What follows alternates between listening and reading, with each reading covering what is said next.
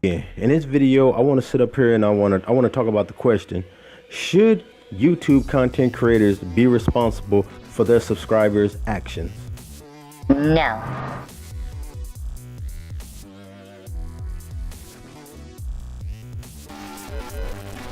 Okay, fine, I'll explain myself. The handsome man in the video there is your boy Pat, one of the creators for whom I hold great respect on YouTube. He put together this video in response to the Bering Woolly Bumblebee situation, wherein a viewer of Bering's allegedly made death threats against Woolly's child. There is more to this story, but not very much more. These are the bare and important facts.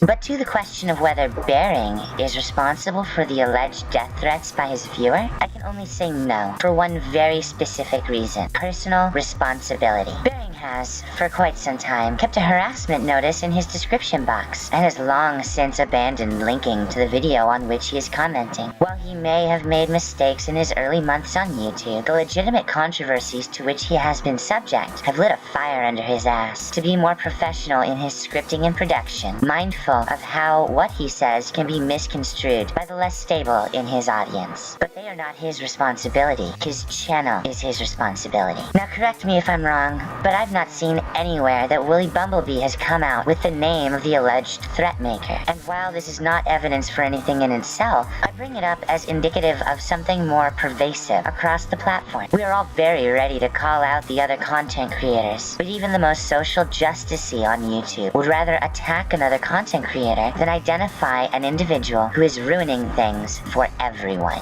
Unfortunately, my comment section lacks the AIDS-iferous cancer for which YouTube was once known. I only have one troll with which I can call out, and that is ASDFZVCV, who likes to be sure I'm reminded of my Nazism at least once every few videos. Now, I have no problem with this guy. He's actually rather fun to counter-hackle, but not everyone is like me, none the least of which would be Woolly Bumblebee. If there is a credible threat that has been posed against Woolly Bumblebee's child, then I, as much as anyone, would stand up with Woolly in protection of that child. But without evidence, and with Bully's interest in blaming Bering by collectivizing him and his audience, the individual who takes advantage of Bering's wordings and Woolly Bumblebee's over-emotional reactions is free to continue, as I've said before in this, ruining things for everyone. Individual and personal responsibility is far too important to be lost under the current wave of collectivization that we're seeing. Woolly's responsibility is to protect that child. Bering's responsibility is to remain mindful of his channel. The audience's responsibility is to behave like adults, and my responsibility is probably to shut the fuck up at this point.